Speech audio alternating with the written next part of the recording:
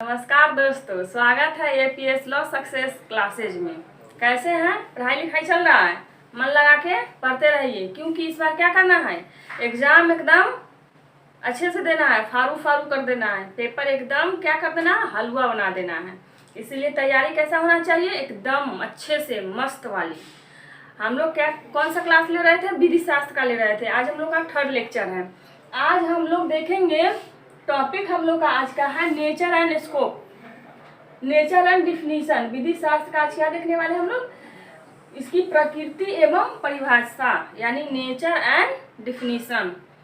तो इसको देखने से पहले एक इम्पोर्टेंट है, ये आपके एग्जाम में कभी कभी पूछ लिया जाता है कि विधि शास्त्र का अध्ययन कैसे किया जाता है। क्या पूछा जाता है कि विधि शास्त्र के अध्ययन का तरीका कौन कौन सा है। तो आपको पता होना चाहिए कि विधि शास्त्र के अध्ययन का कितने मेथड है या फिर कौन कौन सा तरीका है, क्योंकि कभी कभी एग्जाम में ये वर्ड रख के पूछ लिया जाता है कि आप बताइए ये किसका अध्ययन का तरीका है। तो आपको पता होना चाहिए कि किसके अध्ययन का तरीका है। तो हो सकती है ऐतिहासिक, हो सकती है तुलनात्मक, हो सकती है विश्लेषणात्मक, समाजशास्त्रीय, तुलनात्मक, नीति शास्त्र, ये सब हो सकता है। ये सब क्या है, ये सब परंपरागत पद्धति है या रूढ़िगत हो, इन सबों को हम लोग क्या कहते हैं, रूढ़िगत पद्धति। या इसमें आलोचनात्मक पद्धति भी हो सकता है। तो इन सब पद्धतियों को हम लोग आगे पढ़ेंगे। आपके सिलेबस में ये सब भी पढ़ने के लिए है, एंट्रेंस के पेपर में ये सब भी है और पीसीएजे के पेपर में भी है सब। तो हम लोग आगे इसको पढ़ेंगे। विधि शास्त्र का ऐतिहासिक अध्ययन कैसे है, उसमें क्या है, तुलनात्मक अध्ययन में क्या है, विश्लेषणात्मक अध्ययन में कौन कौन क्या क्या है, और इस प्रकार सारे को पढ़ेंगे। तो ये क्या थे, ये परंपरागत या रूढ़िगत अध्ययन थे किसके, विधि शास्त्र के। लेकिन जो आधुनिक काल में जो अध्ययन हो रहा है वो कैसा हो रहा है, वैज्ञानिक अध्ययन हो रहा है विधि शास्त्र का। और जब विधि शास्त्र का वैज्ञानिक अध्ययन करने जाते हैं तो इसका दो पैटर्न हमको मिलता है, दो तरीका मिलता है। दो तरीका में कौन कौन सा मिलता है, अध्ययन के तरीका दो है। कौन सा है ये, वैज्ञानिक है या आधुनिक है। क्या है ये, वैज्ञानिक या आधुनिक तरीका है ये। इसको लिखिए, वैज्ञानिक तरीका है ये, या आधुनिक तरीका भी आप इसको कह सकते हैं।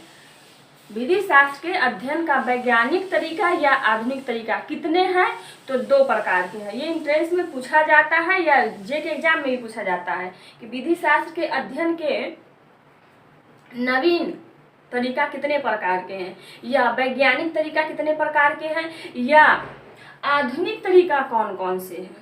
तो हम बताएंगे कि आधुनिक तरीका दो है। दो में कौन कौन है, तो पहला को बोलते हैं अनुभव निरपेक्ष। इसको क्या बोलते हैं, अनुभव निरपेक्ष। लिख लीजिएगा, अनुभव निरपेक्ष, अनुभव निरपेक्ष इसको बोला जाता है, अनुभव निरपेक्ष। इसको बोलते हैं ए प्रायोरी, इंग्लिश में क्या बोलेंगे इसको, ए प्रायोरी बोलते हैं। दूसरा है पोस्टीरियरी, इसको बोलते हैं अनुभव सापेक्ष। ये क्या है, अनुभव सापेक्ष। इसको बोलते हैं पोस्टीरियरी, इंग्लिश में इसको बोलते हैं पोस्टीरियरी। ज्यादा ध्यान रखिएगा कि ये वर्ड लिख करके पूछा जाता है एग्जाम में ये वर्ड लिखा जाता है, पूछा जाता है प्रायोरी संबंधित है क्या चीज से, या पूछा जाएगा पोस्टीरियरी संबंधित है क्या चीज से। तो आपको बताना पड़ेगा कि विधि शास्त्र के अध्ययन का वैज्ञानिक तरीका है, आपको ये बताना रहेगा। ज्यादा जो पूछा गया है अभी तक प्रश्न वो यही, इस वर्ड को ही रखा जाता है ब्रैकेट में, ऐसे करके ब्रैकेट में रख दिया गया, फिर पूछा जाएगा यह संबंधित है या यह अध्ययन का तरीका है किसका। अब आप कंफ्यूज हो जाएंगे, इसलिए वर्ड को ही ध्यान में रखिएगा कि वर्ड क्या चीज से संबंधित है। अनुभव निरपेक्ष, अनुभव सापेक्ष बहुत कम पूछे जाते हैं, ये वर्ड बहुत कम लिखा रहता है पेपर में। इसीलिए आप प्रायोरी और पोस्टीरियरी ये दोनों वर्ड को अपने दिमाग में रखिएगा और इसको अपने नोट्स में भी लिख लीजिए। ये क्या है, अध्ययन के तरीका है। प्रायोरी का मतलब होता है अनुभव निरपेक्ष। अनुभव निरपेक्ष का मतलब होता है, निरपेक्ष का मतलब ही होता है कि जिसमें अनुभव का अभाव हो, निरपेक्ष मतलब उसका अभाव। तो जब हम लोग प्रायोरी अध्ययन का तरीका अपनाते हैं तो इसमें हम लोग अनुभव का प्रयोग नहीं करते हैं, इसलिए इसका नाम ही है अनुभव निरपेक्ष। हिंदी में इसको बोलते हैं अनुभव निरपेक्ष। अनुभव निरपेक्ष का मतलब होता है कि ये जो प्रायोरी के अंतर्गत जो हम लोग अध्ययन करते हैं ये सिर्फ तर्क पर आधारित होता है। किस पर आधारित होता है ये? तर्क पर, शुद्ध विचार। जब कोई वैज्ञानिक या कोई विधि विशेषज्ञ या कोई विद्यार्थी शुद्ध अपने विचार का प्रयोग करते हुए, तर्क का प्रयोग करते हुए, तथ्यों के आधार पर एनालिसिस करता है, विश्लेषण करता है और कोई नया सिद्धांत देता है या कोई नया विचार निकालता है, तो उसी को कहा जाता है अनुभव निरपेक्ष अध्ययन। इसमें क्या होता है? तर्क की प्रधानता होती है। इसमें क्या होता है? तर्क की प्रधानता होती है। तर्क के आधार पर ही निष्कर्ष निकाला जाता है और ये तर्क जो होता है शुद्ध हमारा विचार होता है, हमारा वैचारिक बुद्धि होती है, वो हमारी कुशाग्रता होती है, हमारे सोचने समझने की क्षमता होती है। कि देखते किसी का बोलते हैं ना ऑब्जर्वेशन पावर बहुत स्ट्रांग है, कि कोई किसी व्यक्ति को देख कर पूरा उसके पर्सनालिटी को एनालिसिस कर लेता है। वो क्या है? उसका ऑब्जर्वेशन पावर, उसकी जो बुद्धि है, जो उसकी कौशल विवेक है, वो बहुत स्ट्रांग होता है। तो ऐसे ही जब किसी विद्वान का, विधि विशेषज्ञ का तर्क, उसका विचार इतना कुशाग्र हो कि वो तर्कों के आधार पर एनालिसिस करके नया सिद्धांत को जन्म देता है, तो उसको बोला जाता है, उस सिद्धांत को बोला जाता है अनुभव निरपेक्ष या प्रायोरी स्टडी ऑफ जूरिस्प्रूडेंस। दूसरा है पोस्टीरियरी। पोस्टीरियरी का मतलब होता है अनुभव सापेक्ष। अनुभव सापेक्ष का मतलब होता है कि अनुभव के आधार। इसमें क्या है? अनुभव क्या है? मेन तत्व है। इसमें अनुभव क्या है? मेन तत्व है। इसमें हम पहले कोई चीज का अनुभव करते हैं, समाज में जो घटित हो रहा है उसको देखते हैं, समझते हैं, सोचते हैं, फिर उसके आधार पर विचार करते हैं, फिर उसके आधार पर विचार करके एक सिद्धांत देते हैं। यानी ये अनुभव आश्रित अध्ययन है। अनुभव के आधार पर अध्ययन करते हुए उसके आधार पर हम तर्क का विकास करते हैं और उसके आधार पर हम एक सिद्धांत बनाते हैं। तो इसमें जो होता है पोस्टीरियरी स्टडी में क्या होता है कि हम लोग सबसे प्रमुख होता है इसमें अनुभव, फिर अनुभव के साथ साथ तर्क का प्रयोग करते हैं, उसके बाद हम लोग सिद्धांत का विकास करते हैं। तो इसको बोलते हैं अनुभव सापेक्ष अध्ययन। तो अब आपको समझ में आ गया कि ये है क्या अध्ययन का तरीका। तो विधि शास्त्र के अध्ययन के दो तरीके, एक तो परंपरागत और दूसरा मॉडर्न या वैज्ञानिक। तो जो परंपरागत तरीके हैं उसमें आप ऐतिहासिक ले लीजिए, तुलनात्मक ले लीजिए, विश्लेषणात्मक ले लीजिए, समाजशास्त्रीय ले लीजिए, नीति शास्त्रीय ले लीजिए या आलोचनात्मक ले लीजिए। ये सब जो तरीका है ये प्राचीन है या रूढ़िगत है। जो मॉडर्न है उसमें वैज्ञानिक है वो दो है, एक तो है प्रायोरी, दूसरा है पोस्टीरियरी।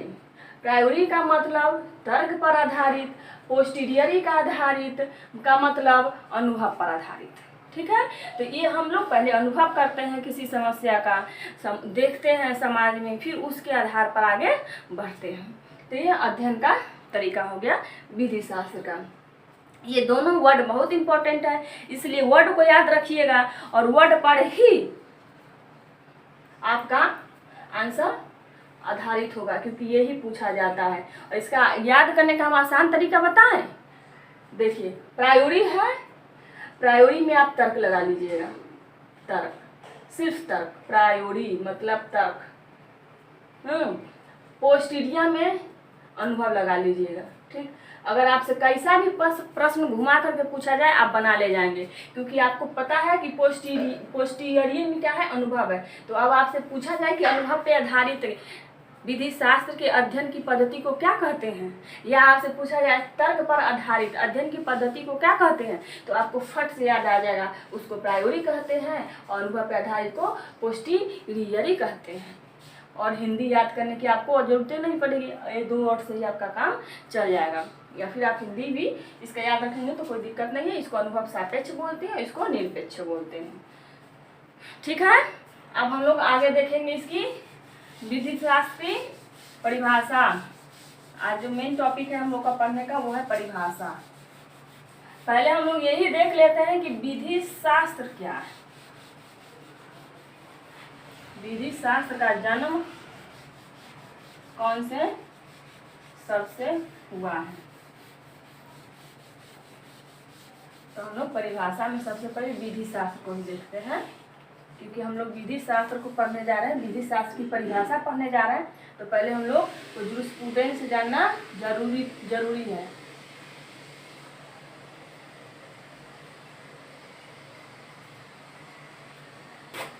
यह है जूरिस्प्रूडेंस।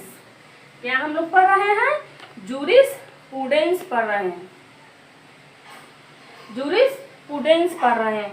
अब जूरिस्प्रूडेंस का अर्थ क्या होता है ये जानना है हम लोग को। क्या जानना है कि जूरिस्प्रूडेंस यानी विधि शास्त्र का अर्थ क्या होता है। तो विधि शास्त्र जो है, ये जूरिस्प्रूडेंस जो है, ये आंग्ल शब्द से निकल के आया है। इसका हिंदी अर्थ तो आप जानते हैं कि हिंदी में इसको हम क्या कहते हैं? विधि शास्त्र कहते हैं। आंग्ल भाषा में यानी इंग्लिश में इसको जूरिस्प्रूडेंस कहते हैं। यह लैटिन शब्द से बन के आया है। ये जो जूरिस्प्रूडेंस है कहाँ से निकला है? लैटिन शब्द से निकल के आया है। ये कौन सा शब्द है? इंग्लिश। ये जो विधि शास्त्र है कौन सा शब्द है? हिंदी। अभी सब समझ में आपको आ जाएगा। और लैटिन इसका क्या नाम है? तो लैटिन नाम है जूरिस्प्रूडेंसिया।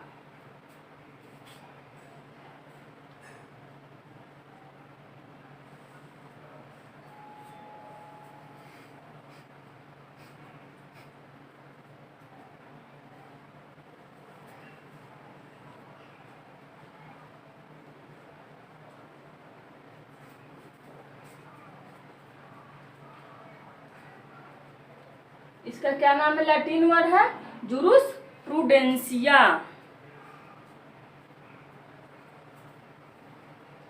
तो ये है लैटिन वर्ड इसका। तो विधि शास्त्र क्या है? हिंदी शब्द है। इसका आंग्ल शब्द या इंग्लिश शब्द क्या है? तो जूरिस्प्रूडेंस है। जूरिस्प्रूडेंस की उत्पत्ति कहाँ से हुई है? तो जूरिस्प्रूडेंस की उत्पत्ति हुई है लैटिन भाषा से। लैटिन भाषा के शब्द है जूरिस्प्रूडेंसिया। जूरिस्प्रूडेंसिया ये कौन सा शब्द है? ये लैटिन शब्द है। इसका अर्थ क्या होता है? ये कहाँ से निकाल के आई है? कभी पूछा जाता है विधि शास्त्र जो शब्द है, जूरिस्प्रूडेंस जो शब्द है, इसकी उत्पत्ति कौन से शब्द से हुई है? तो इसकी उत्पत्ति हुई है लैटिन भाषा के शब्द से, जिसका नाम क्या है? जूरिस्प्रूडेंसिया। अब इसका दो अर्थ होता है। जूरिस यहाँ तक बांट दीजिए, प्रूडेंसिया अलग बांट दीजिए। जूरिस, इस जूरिस का अर्थ होता है विधि। इस प्रूडेंसिया का अर्थ होता है ज्ञान। ठीक है? जूरिस और प्रूडेंसिया। जूरिस का मतलब हो गया विधि और प्रूडेंसिया का मतलब हो गया ज्ञान। अतः विधि शास्त्र क्या है? विधि का ज्ञान। तो पूरी परिभाषा क्या हो गया? विधि शास्त्र इक्वल टू विधि का ज्ञान। ये हो गया हमारा पूरा इस शब्द का अर्थ। क्या हो गया? विधि शास्त्र जो है हिंदी शब्द है। आपसे पूछा जाता है कि इसकी ओरिजिन कहाँ से हुई है, तो ये ओरिजिन जो हुई है ये लैटिन भाषा का शब्द है। ये बहुत इंपॉर्टेंट है, आप याद रखेंगे कि जूरिस्प्रूडेंस क्या है? तो ये लैटिन भाषा का शब्द है। और जो लैटिन भाषा का शब्द है उसका क्या नाम है? तो उसका नाम है जूरिस्प्रूडेंसिया। और जूरिस्प्रूडेंसिया को दो भागों में बांटा जाता है, जूरिस और प्रूडेंसिया। जूरिस का मतलब होता है विधि, प्रूडेंसिया का मतलब होता है ज्ञान। इसका मतलब क्या हुआ? विधि शास्त्र क्या है? तो विधि का ज्ञान है। इसको लिख लीजिए क्योंकि ये बहुत इंपॉर्टेंट है। तो ये क्या है? विधि शास्त्र का हम लोग अभी अर्थ समझ रहे थे। तो विधि शास्त्र जो है विधि का ज्ञान है।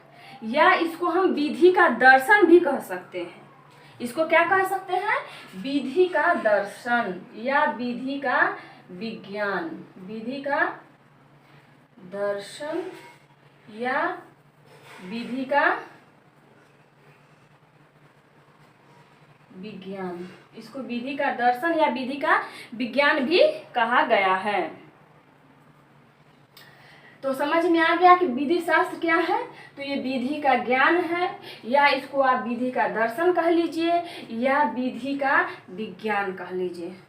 तो अगर आपसे कोई पूछता है कि विधि शास्त्र की उत्पत्ति कहाँ से हुई है, इस शब्द कहाँ से आया है, तो ये लैटिन भाषा से आया है और इसका अर्थ होता है विधि का ज्ञान या विधि का दर्शन या विधि का विज्ञान।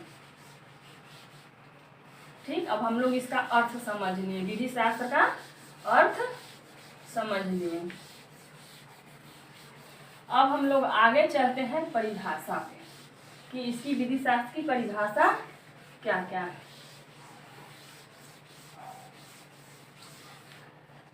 परिभाषा को 4 भागों में बांटा गया है।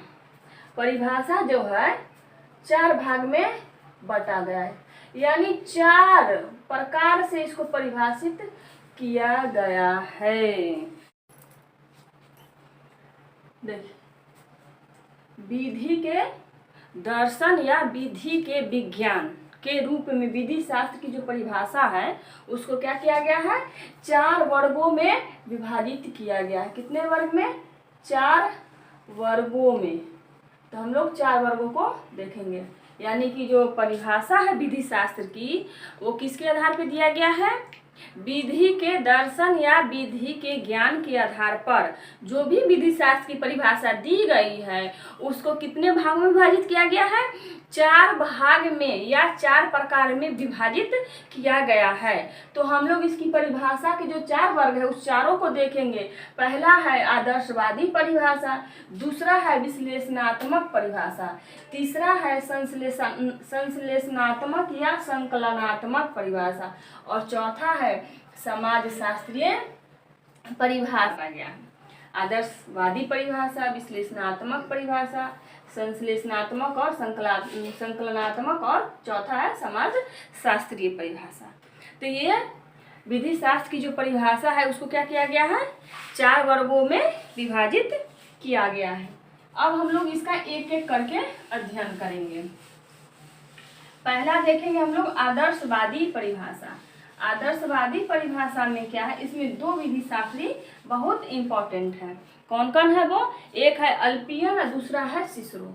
आदर्शवादी परिभाषा में 2 विधि शास्त्री बहुत इंपॉर्टेंट है। पहला है अल्पियन और दूसरा है सिसरो।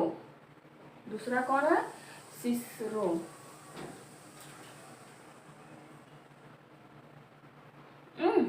हम लोग इन दोनों विधि शास्त्र की परिभाषा देखेंगे, यानी अल्पियन की परिभाषा और सिसरो की परिभाषा। ये कैसी परिभाषा है?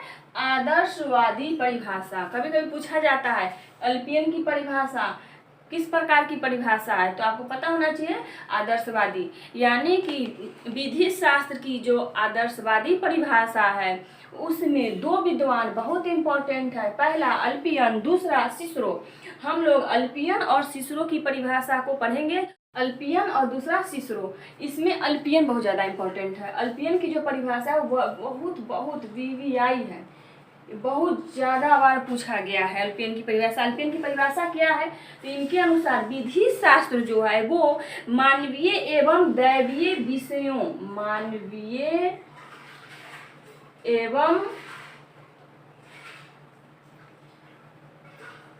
मानवीय एवं दैवीय विषयों का ज्ञान। क्या है ये? मानवीय एवं दैवीय विषयों का ज्ञान और न्यायपूर्ण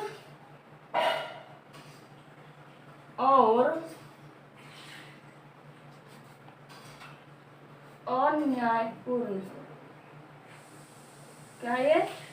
न्यायपूर्ण और अन्यायपूर्ण का विज्ञान है।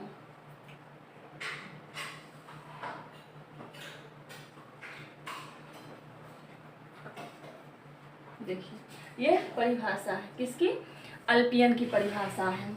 अल्पियन की परिभाषा है ये। अल्पियन ने क्या कहा है कि विधि शास्त्र मानवीय एवं दैवीय विषयों का ज्ञान है और न्यायपूर्ण और अन्यायपूर्ण का विज्ञान है। क्या है इनकी परिभाषा?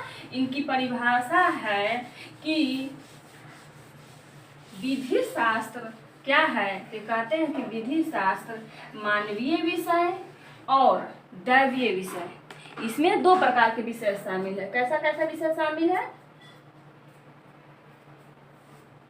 मानवीय और दूसरा दैवीय विषय, और इन दोनों का अध्ययन या दोनों का ज्ञान किसमें शामिल है? विधि शास्त्र में। और दूसरा कहते हैं न्यायपूर्ण और अन्यायपूर्ण, यानी न्याय को अन्याय से अलग करने का विज्ञान है। अब हम लोग इसकी परिभाषा को थोड़ा सा एक्सप्लेन करके देखते हैं। विधि शास्त्र को परिभाषित करते हुए अल्पियन महोदय ने कहा कि विधि शास्त्र जो है वो मानवीय और दैवी विषयों का ज्ञान है। मानवीय और दैवी, एक तो हो गया मानवीय, दूसरा हो गया दैवीय।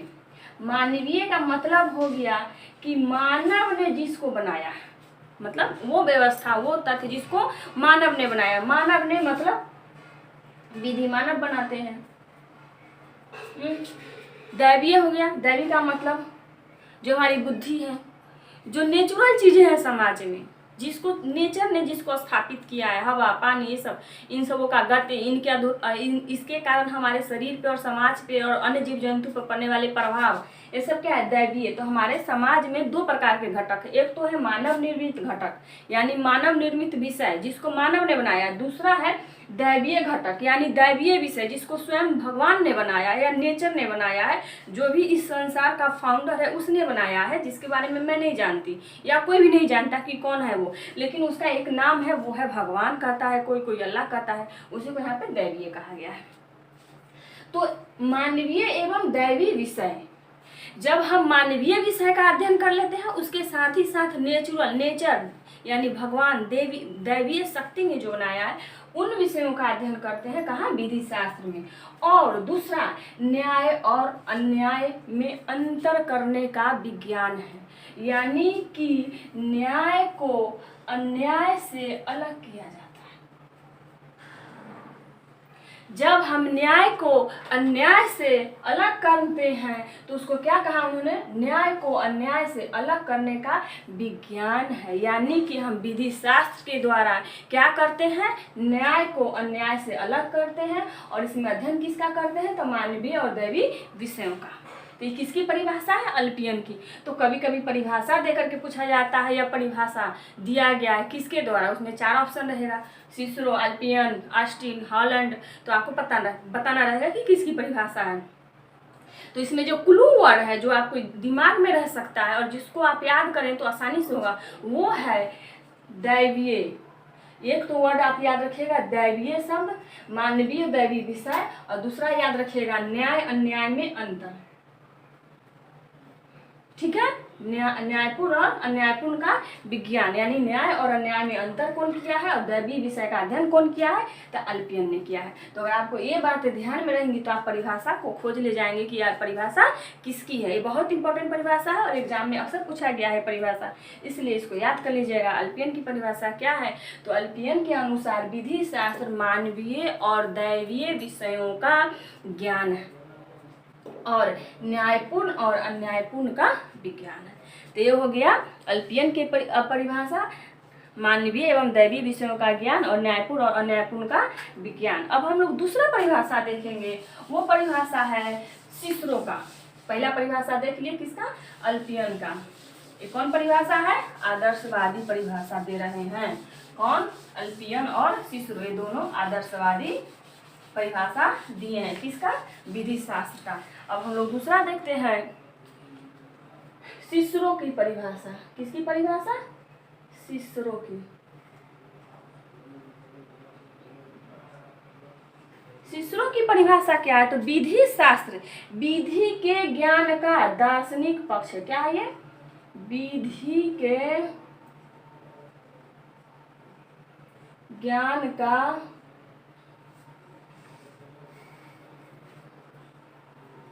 दार्शनिक पक्ष है। क्या है विधि शास्त्र? तो कहते हैं विधि के ज्ञान का दार्शनिक पक्ष है। कौन कहा है? सिसरो महोदय। तो सिसरो की परिभाषा है ये भी याद रखिएगा, कभी कभी ये भी पूछ लिया जाता है कि विधि के ज्ञान का दार्शनिक पक्ष है। विधि शास्त्र क्या है? विधि के ज्ञान का दार्शनिक पक्ष है। ये परिभाषा किसकी है?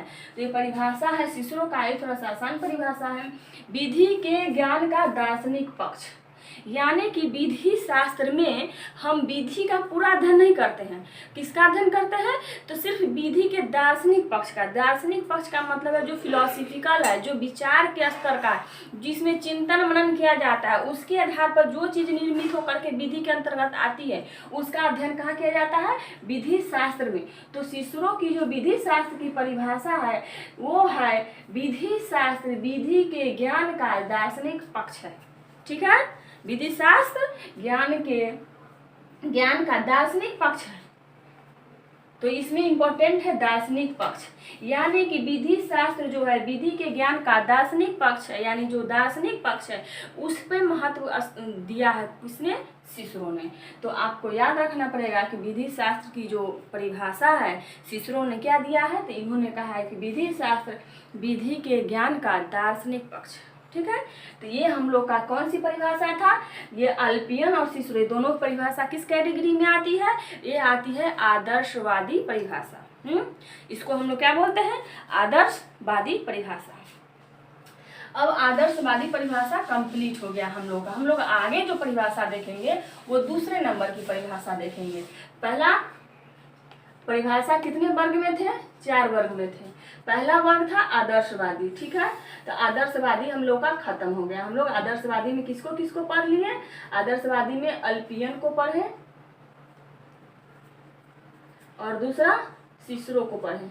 ठीक है, अब हम लोग जो चल रहे हैं दूसरा परिभाषा की तरफ चल रहे हैं, वो कौन है? विश्लेषणात्मक परिभाषा। दूसरी परिभाषा कौन है? विश्लेषणात्मक परिभाषा। इसमें किस किस को हम लोग पढ़ेंगे वो देख लीजिए कि इसमें इंपॉर्टेंट वो कौन कौन से विचारक है या विद्वान है जिसको कि हमको पढ़ना है इस परिभाषा में। तो इस विश्लेषणात्मक परिभाषा में जो सबसे पहले हम लोग पढ़ेंगे वो पढ़ेंगे ऑस्टिन की परिभाषा। किसकी परिभाषा पढ़ेंगे? ऑस्टिन की परिभाषा पढ़ेंगे। उसके बाद पढ़ेंगे हॉलैंड की परिभाषा, हॉलैंड की। उसके बाद पढ़ेंगे केल्सन की परिभाषा। ये सब कौन है? विश्लेषणात्मक विचारधारा के विधि शास्त्री हैं, ज्ञानी है ये। उसके बाद पढ़ेंगे हम लोग सामंड की परिभाषा। ये सब क्या है? विश्लेषणात्मक विचारधारा के विद्वान है। ग्रे की परिभाषा देखेंगे। उसके बाद देखेंगे हॉलैंड का परिभाषा हो गया, सामंड, ग्रे, पैटर्न की परिभाषा देखेंगे, केल्सन की परिभाषा देखेंगे। ये इतने लोगों की परिभाषा इंपॉर्टेंट है, यानी कि विश्लेषणात्मक परिभाषा जब हम पढ़ेंगे तो उसमें इतने लोगों की परिभाषा इंपॉर्टेंट है। पहला ऑस्टिन, दूसरा हॉलैंड, तीसरा केल्सन, चौथा सामंड, पांचवा ग्रे और छठा पैटर्न। यानी टोटल हम लोग कितने लोग को पढ़ने वाले हैं? 6 लोगों को। यानी 6 विद्वान की परिभाषा कहाँ पढ़ेंगे हम लोग? विश्लेषणात्मक परिभाषा में पढ़ेंगे। यानी विश्लेषणात्मक परिभाषा में बहुत सारे विधि विशेषज्ञ हैं जिन्होंने विश्लेषणात्मक ढंग से परिभाषित किया है, लेकिन जो इम्पोर्टेंट है हमारे एग्जाम ऑफ व्यू से, वो हमारे एग्जामिनेशन के लिए ये इतना 6 लोगों की परिभाषा इम्पोर्टेंट है। तो हम लोग इन 6 की परिभाषा देखेंगे। अब हम लोग एक एक करके आगे की तरफ बढ़ते हैं। पहला परिभाषा है ऑस्टिन की परिभाषा। ऑस्टिन की परिभाषा हम लोग पहले देख लेते हैं। ऑस्टिन ने विधि को कैसे परिभाषित किया है? तो हम लोग ऑस्टिन की परिभाषा देखने चल रहे हैं। ऑस्टिन ने कहा है विधि शास्त्र विध्यात्मक विधि का दर्शन। ऑस्टिन की परिभाषा क्या है? ऑस्टिन कहता है विधि शास्त्र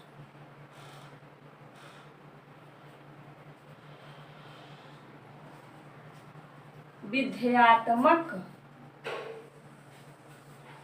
विधि का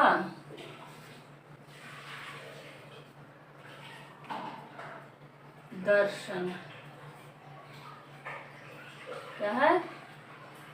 किसकी परिभाषा है? ऑस्टिन की परिभाषा है।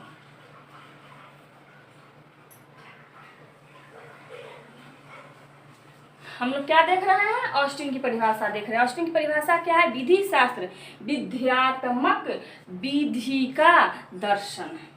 क्या है ये? किसकी परिभाषा है? ऑस्टिन की परिभाषा है। कभी कभी ये वर्ड लिख के पूछा जाता है कि विधि शास्त्र विध्यात्मक विधि का दर्शन है। यह परिभाषा संबंधित है किससे? तो ये परिभाषा संबंधित है ऑस्टिन से। ऑस्टिन ने विधि शास्त्र को कैसे परिभाषित किया है? तो इन्होंने विश्लेषणात्मक ढंग से परिभाषित किया है। और इनका परिभाषा क्या है? तो इनकी परिभाषा है कि विधि शास्त्र विध्यात्मक विधि का दर्शन है। विधि शास्त्र क्या है? तो ये विध्यात्मक विधि का दर्शन है। तो इसकी परिभाषा में दो चीज बहुत इंपॉर्टेंट है, वो है विध्यात्मक और दूसरा है दर्शन। और हमको ये याद रखना पड़ेगा कि ये क्या है इनकी परिभाषा का मेन तत्व? विध्यात्मक। यानी अब हमको विध्यात्मक का अर्थ समझना पड़ेगा कि यहाँ पे विध्यात्मक का मतलब क्या है। तो देखिए, सबसे पहले हम लोग ये देखते हैं कि ऑस्टिन जो थे ये अपने गुरु बेंथम, इनके गुरु का नाम है बेंथम। कभी कभी पूछा जाता है ऑस्टिन के गुरु कौन है? बेंथम से। तो ये जो ऑस्टिन महोदय थे ये विधि शास्त्र को वैज्ञानिक ढंग से परिभाषित करना चाहते थे। कैसे परिभाषित करना चाहते थे? ये वैज्ञानिक ढंग से, साइंटिफिक ढंग से परिभाषित करना चाहते थे। लेकिन इनकी परिभाषा में दर्शन वर्ड यूज किया गया है। इन्होंने नहीं लिखा कि विधि शास्त्र विध्यात्मक विधि का विज्ञान है, ऐसा नहीं लिखा। इन्होंने लिख दिया विधि शास्त्र विध्यात्मक विधि का दर्शन है। यानी इनकी ये तो परिभाषित करना चाहते हैं कैसा? वैज्ञानिक ढंग से, क्योंकि ये विश्लेषणात्मक विचार परिभाषा दे रहे हैं। यानी ये विश्लेषणात्मक विचार का पालन कर रहे हैं ऑस्टिन। लेकिन इनकी परिभाषा में जो शब्द यूज किया गया वो दर्शन यूज किया गया है। और ये अध्ययन वैज्ञानिक ढंग से कर रहे हैं। तो इन्होंने विज्ञान शब्द का प्रयोग क्यों नहीं किया? इस पे बहुत बहस होता है जब इनकी परिभाषा पढ़ा जाता है। तो इस पे बहस इस दर्शन शब्द के प्रयोग के लिए होता है। तो दर्शन शब्द का प्रयोग इन्होंने इसलिए कर लिया क्योंकि जब ये परिभाषा दे रहे थे या जिस समय ये विद्वान अपना बुक लिख रहे थे उस समय, यानी 17वीं और 18वीं शताब्दी में विज्ञान के बजाय दर्शन शब्द को ज्यादा महत्वपूर्ण और ज्यादा अच्छा माना जाता था। क्या माना जाता था? विज्ञान शब्द के बजाय दर्शन शब्द को ज्यादा अच्छा और इम्पोर्टेंस दिया जा रहा था उस समय। इसलिए में देखिएगा कि उस समय जो डांटे था उसने भी जब साइंस की किताब लिखा तो उसमें उसने क्या लिखा? दर्शन शब्द का यूज किया। तो इन्होंने उसके वजह से क्या कर दिया? विज्ञान शब्द के स्थान पे दर्शन शब्द यूज कर लिया। क्योंकि उस समय जिस समय उन्होंने परिभाषा दिया 17वीं और 18वीं शताब्दी में, उस समय विज्ञान से ज्यादा अच्छा शब्द माना जाता था किसको? दर्शन को। इसलिए उन्होंने दर्शन शब्द इस्तेमाल कर लिया। लेकिन इनकी परिभाषा कैसी है? तो इनकी परिभाषा जो है वो है वैज्ञानिक परिभाषा। इन्होंने वैज्ञानिक ढंग से इसका अध्ययन किया है। चलिए, तो ये जो हम लोग देखते हैं कि विध्यात्मक का अर्थ क्या होता है। ऑस्टिन कहता है कि विधि शास्त्र विध्यात्मक विधि का दर्शन है। तो यहाँ पे विध्यात्मक का क्या मतलब? विध्यात्मक का यहाँ पे क्या अर्थ है? विध्यात्मक का अर्थ क्या है? इन्होंने क्यों विध्यात्मक शब्द का इस्तेमाल किया? तो यहाँ पे है विध्यात्मक का अर्थ है एक स्वतंत्र राजनीतिक प्रणाली या एक स्वतंत्र राजनीतिक व्यवस्था। क्या है ये? एक स्वतंत्र राजनीतिक समाज या एक स्वतंत्र राजनीतिक व्यवस्था, स्वतंत्र राजनीतिक समाज। विध्यात्मक का अर्थ है स्वतंत्र राजनीतिक समाज के सर्वोच्च सरकार। एक स्वतंत्र राजनीतिक समाज होना चाहिए और उसमें भी स्वतंत्र राजनीतिक समाज में भी क्या होना चाहिए? तो वहाँ पे एक सर्वोच्च सरकार होना चाहिए। सर्वोच्च सरकार का मतलब क्या होता है? जो मतलब देश का सबसे हेड हो, तो वहाँ पे होना चाहिए सर्वोच्च सरकार।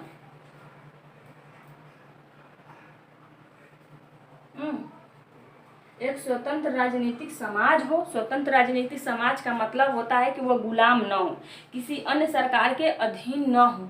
यानी कि वह समाज जो है अपना स्वयं स्वतंत्र रूप से अपनी शासन व्यवस्था को वो स्थापित किया हो और उसमें एक सर्वोच्च सरकार हो।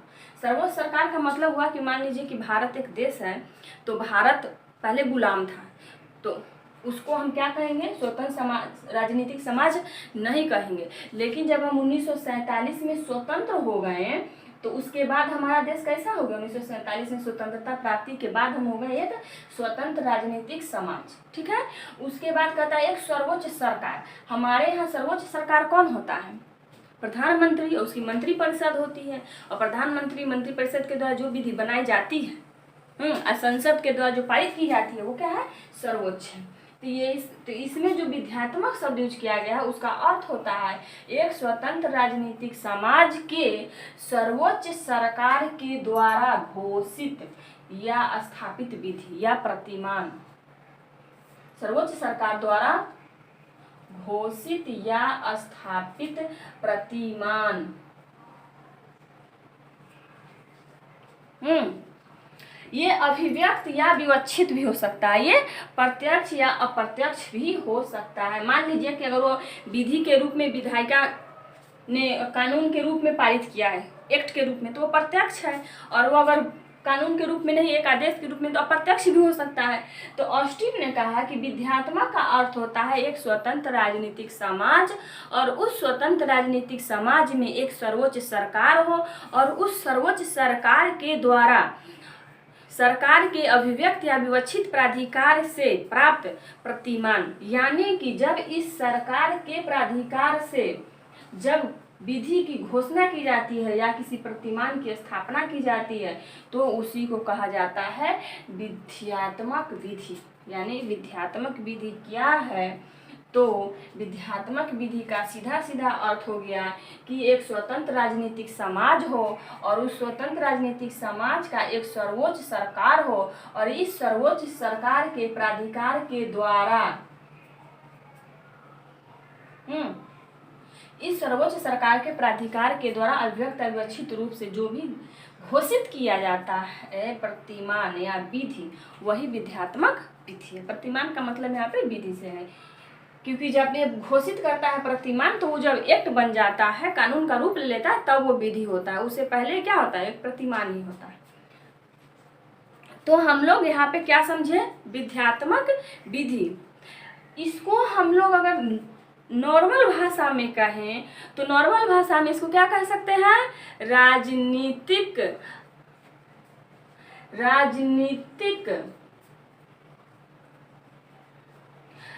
प्रवर के द्वारा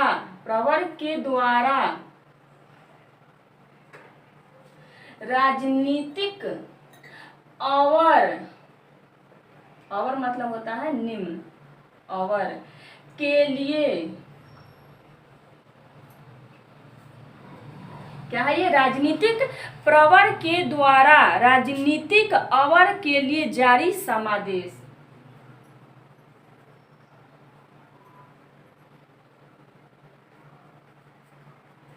समझ में आ गया। विध्यात्मक विधि क्या है, तो इसको हम लोग सिंपल लैंग्वेज में समझ सकते हैं, तो वो है राजनीतिक प्रवर के द्वारा। पहला तत्व तो हो गया राजनीतिक प्रवर के द्वारा, दूसरा हो गया राजनीतिक अवर के लिए जारी समादेश। यहाँ पे प्रवर वर्ड यूज किया गया है, यहाँ पे अवर यूज किया गया है, तो इसको थोड़ा सा समझ लेते हैं। राजनीतिक प्रवर क्या होता है, तो हमारा समाज जो होता है वो राजनीतिक रूप से इकट्ठा होता है। जैसे मान लीजिए हमारा देश है भारत, हम लोग यहाँ पे डेमोक्रेसी का पालन करते हैं, लोकतंत्र का पालन करते हैं। लोकतंत्र पद्धति में क्या होता है, हम लोग चुन करके अपना प्रतिनिधि भेजते हैं, जो संसद में जा करके विधि निर्माण का कार्य करता है। उसी में से कुछ लोग कार्यपालिका का निर्माण कर लेते हैं। तो जिसको हम चुन के भेजे संसद में, वह क्या हो गया, राजनीतिक प्रवर। क्या हो गया, वो राजनीतिक प्रवर हो गया, क्योंकि वो हमारे राजनीतिक समाज में सबसे ऊपर के सीढ़ी पे है, सबसे ऊपर के सीढ़ी पे है, राजनीतिक प्रवर है। और राजनीतिक प्रवर में कौन शामिल होगा, अभी कौन सी हमारी यहाँ पे सरकार है, मोदी सरकार, यानी कि हमारे मोदी साहब, दूसरा उनका मंत्रिमंडल जो विधि का निर्माण करती है। तो ये लोग हो गए प्रवर, और संसद, इसमें शामिल हो गई संसद। ठीक है, तो यह है राजनीतिक प्रवर। ये राजनीतिक प्रवर के द्वारा जारी किया जाता है। अब समझ में आ गया कि राजनीतिक प्रवर होता क्या है। अब दूसरा समझते हैं राजनीतिक अवर क्या होता है। तो जो जनता है जिसने विधि बनाने के लिए या शासन चलाने के लिए या प्रशासन के लिए क्या किया है, अपने प्रतिनिधि को भेजा है कि क्या किया है उसने, जनता ने अपने प्रतिनिधि को भेजा है। तो जब जनता अपने प्रतिनिधि को भेजती है तो वो कौन सा उनके बीच में संविदा होता है या कौन सा विवक्षित सहमति रहती है, ये सहमति रहती है कि मैंने आपको सिलेक्ट करके भेजा है, तो अब आप जा कर के सरकार में जो काम करेंगे वो मुझे क्या होगा, मान्य होगा। यानी आपके द्वारा पारित किए गए आदेश, कानून, विधि को हम क्या करेंगे, मान्य करेंगे, उसको हम स्वीकार करेंगे, वो हमारे ऊपर लागू हो सकता है। ठीक है, तो हम लोग देखेंगे कि राजनीतिक प्रवर जो है यानी मंत्रिमंडल, संसद जो है, इसके द्वारा बनाया गया विधि राजनीतिक अवर यानी जनता पे, राजनीतिक अवर में कौन शामिल हो गया, जनता। ये राजनीतिक रूप से अवर है, नीचे है, क्योंकि ये तो सिर्फ चुन करके इनको भेज दी है। और ये जो विधि बनाएगा इसे शासित कौन होगा, शासित इन्हीं को होना है। इस प्रवर के द्वारा बनाए गए विधि से शासित कौन होता है, जनता।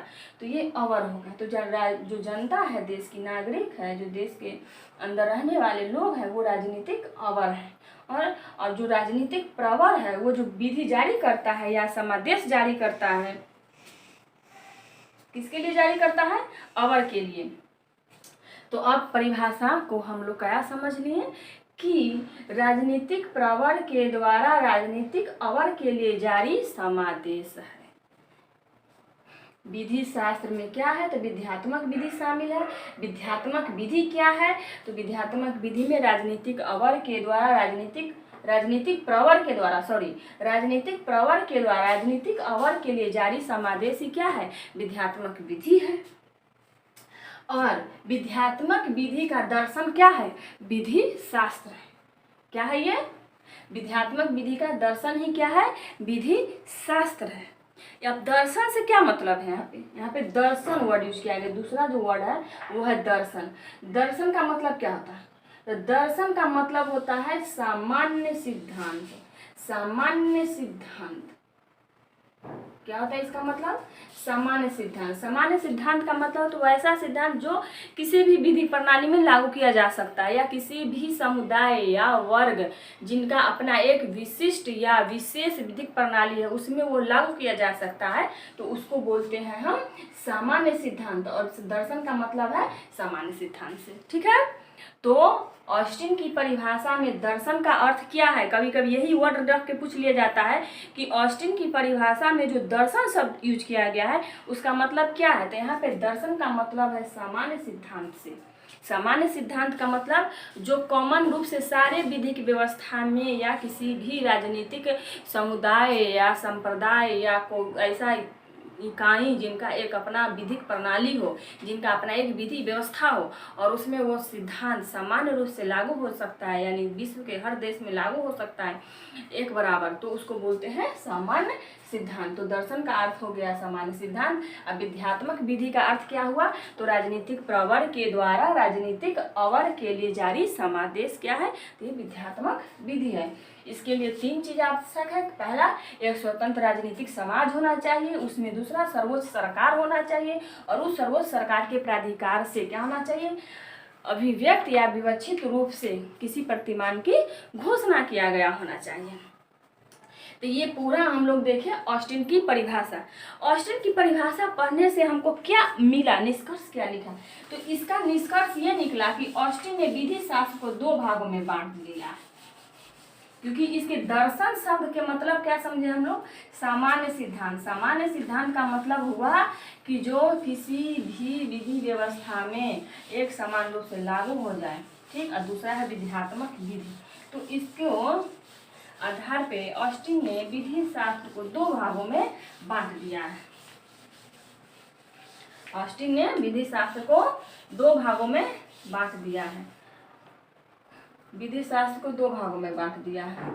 अब हम लोग ये देख लेते हैं कि दोनों भाग कौन सा। एग्जाम में सबसे ज्यादा प्रश्न यही से पूछा जाता है। विधि शास्त्र को दो भागों में बांटा गया है, किसके द्वारा? विधि शास्त्र को दो भागों में बांटा है, एक सामान्य विधि शास्त्र, दूसरा है विशिष्ट विधि शास्त्र। विशिष्ट विशिष्ट विशिष्ट विशिष्ट विधि शास्त्र और दूसरा है सामान्य विधि शास्त्र।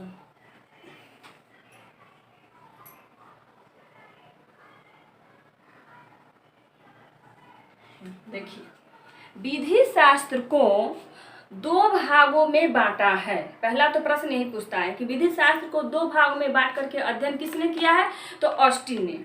ठीक है, पहला बात ये। दूसरा पूछता है कि विधि शास्त्र को दो भागों में विशिष्ट विधि शास्त्र और सामान्य विधि शास्त्र में वर्गीकरण किसके द्वारा किया गया है? यानी विधि शास्त्र को विशिष्ट और सामान्य के रूप में किसने बांटा है? तो आपको पता होना चाहिए कि विधि शास्त्र को सामान्य और विशिष्ट का जो विभाजन किया गया है वो किया गया है किसके द्वारा? ऑस्टिन के द्वारा। किसने किया है? ऑस्टिन ने किया है। ठीक, तो आप याद रखेंगे, ऑस्टिन ने अपनी जो विधि शास्त्र की परिभाषा दिया है उसके अनुसार विधि शास्त्र को ऑस्टिन ने दो भागों में विभाजित कर दिया है। कौन कौन सा? एक विशिष्ट विधि शास्त्र, दूसरा सामान्य विधि शास्त्र। विशिष्ट विधि शास्त्र क्या है और सामान्य विधि शास्त्र क्या है, ये भी हमको जानना जरूरी है थोड़ा सा। विशिष्ट विधि शास्त्र को आप कह सकते हैं जो किसी विधि व्यवस्था में, किसी पार्टिकुलर विधि व्यवस्था में, विश्व के बहुत सारे कंट्री हैं, इसमें से किसी पार्टिकुलर एक कंट्री में, किसी एक विधि व्यवस्था में, जब किसी एक विधि व्यवस्था में, एक विधि व्यवस्था में, इसको आप राष्ट्रीय भी कह सकते हैं, किसी एक राष्ट्र में, यानी एक राष्ट्रीय में, राष्ट्रीय मतलब किसी एक देश में, या किसी एक विधिक व्यवस्था में जो मनोभाव, सिद्धांत, विभेद, इसको बोलते हैं सिद्धांत, मनोभाव, विभेद। ठीक, तो किसी एक विधिक व्यवस्था में या किसी निश्चित विधिक प्रणाली में, ये जो कोई एक विधि व्यवस्था हो सकती है, कैसी हो सकती है? निश्चित हो सकती है। कैसी हो सकती है? निश्चित या राष्ट्रीय। यानी मान लीजिए इंडिया में, तो इंडिया में क्या है? निश्चित विधिक व्यवस्था है। एक इंडिया, हमको पता है कि इंडिया एक देश है और इंडिया में क्या है? डेमोक्रेसी है, इसके अंदर ये सब सिद्धांत लागू है। ठीक है, तो जब हम किसी एक देश का या किसी एक निश्चित विधि व्यवस्था का अध्ययन करते हैं, उसके सिद्धांत, मनोभाव और विभेद का अध्ययन करते हैं, तो वो कहलाता है विशिष्ट विधि शास्त्र। तो आप याद रखेंगे कि विशिष्ट विधि शास्त्र में किसी पार्टिकुलर देश का, पार्टिकुलर विधि व्यवस्था का, एक फिक्स विधि व्यवस्था का अध्ययन किया जाता है और उसके सिद्धांत, मनोभाव और विभेदों का अध्ययन किया जाता है। और जब हम किसी एक निश्चित विधि व्यवस्था का या उसके अनुभाग का अध्ययन करते हैं और तो इसको कहा जाता है विशिष्ट विधि शास्त्र। और दूसरा है सामान्य विधि शास्त्र। तो सामान्य विधि शास्त्र में क्या होता है? तो ये में है विभिन्न प्रणाली, विभिन्न प्रणालियों में समान रूप से लागू होने वाली बात। जो सामान्य विधि शास्त्र में क्या होता है कि जो विभिन्न प्रणालियों में समान रूप से पाए जाते हैं, समान रूप से लागू होने वाले सिद्धांत, मनोभाव या विभेद, इसको क्या बोलते हैं? सामान्य विधि शास्त्र। सामान्य विधि शास्त्र में क्या है, तो सामान्य विधि शास्त्र में क्या है, तो जो विभिन्न प्रणालियों में समान रूप से लागू हो सकता है, मतलब वो भारत में भी, ब्रिटेन में भी, अमेरिका में भी, इंग्लैंड, श्रीलंका में, या फिर बांग्लादेश में, पाकिस्तान में, चाहे कोई और भी देश में वो समान रूप से यदि लागू हो सकती है तो उसको बोलते हैं सामान्य विधि शास्त्र। जैसे इसका एग्जाम्पल देख लीजिए, तो इसका एग्जाम्पल में आता है जैसे जैसे आ गया अधिकार, अधिकार आ गया, कर्तव्य आ गया, संप्रभुता आ गया, क्षति आ गया। ये सब क्या है, ये सब ऐसे सिद्धांत है जो आपको सारे विधि व्यवस्था में समान रूप से मिल सकते हैं। स्वतंत्रता आ गया, कर्तव्य आ गया, अधिकार आ गया, ये सब क्या है, ऐसे सिद्धांत है जो सारे विधि व्यवस्था में आपको समान रूप से मिल सकते हैं। और दूसरा है एक विशिष्ट विधि शास्त्र, जो किसी पार्टिकुलर विधि व्यवस्था में ही पाए जा सकते हैं। वैसे सिद्धांत, ऐसे मनोभाव, ऐसे विभेद जो पार्टिकुलर एक सिस्टम में, एक पार्टिकुलर एक पॉलिटिकल ग्रुप में या एक पार्टिकुलर देश में पाया जाए, वह राष्ट्रीय होता है और वह क्या होता है, विशिष्ट विधि शास्त्र होता है। दूसरा सामान्य विधि शास्त्र होता है जिसमें ऐसे सिद्धांत शामिल होते हैं जो किसी भी देश में समान रूप से सारे देश में एक साथ एक जैसे लागू हो सकते हैं। जैसे अधिकार यहाँ भी लागू किया जा सकता है, अमेरिका में भी और दक्षिण अमेरिका और ऑल कंट्री में एक साथ लागू किया जा सकता है। तो ये था ऑस्टिन की परिभाषा। हम लोग ऑस्टिन की परिभाषा देख लिए। ऑस्टिन ने क्या परिभाषा दिया, तो उन्होंने कहा विधि शास्त्र विध्यात्मक विधि का दर्शन है। विध्यात्मक विधि क्या होता है, तो राजनीतिक प्रवर के द्वारा राजनीतिक अवर के लिए जारी किया गया समादेश होता है। और इनकी परिभाषा के अनुसार विधि शास्त्र को उन्होंने दो भाग में बांट दिया है, एक विशिष्ट विधि शास्त्र, दूसरा है सामान्य विधि शास्त्र। और विशिष्ट में क्या शामिल है, सामान्य में क्या शामिल है, हम लोग देख लिए हैं। कल हम लोग आगे की परिभाषा देखेंगे, यानी नेक्स्ट क्लास में अब हम लोग ऑस्टिन के बाद जो बचे 5 विधि शास्त्री हैं, जैसे सामंड, हॉलैंड, केल्सन, इनकी परिभाषाओं को देखेंगे। और एक इम्पॉर्टेंट सूचना ये है कि आप लोग इस चैनल को जितना हो सके शेयर करिए, इसको बढ़ाइए, ताकि आप लोगों को और अच्छे ढंग से हम पढ़ा सके, मेरा मनोबल बढ़ सके और आपका ज़्यादा लाभ हो सके। क्योंकि अगर हम डायरेक्ट क्लास लेंगे, लाइव क्लास लेंगे, तो आपका इंटरेक्शन अच्छे से होगा और आपको सारी चीज़ें अच्छे से समझ में आएंगी। जो भी आपकी क्वेरी होगी उसको तुरंत सॉर्ट आउट किया जाएगा। इसलिए इसको प्लीज़ सब्सक्राइब करें, ज़्यादा से ज़्यादा शेयर करें और लाइक भी करें। धन्यवाद। आज का क्लास खत्म।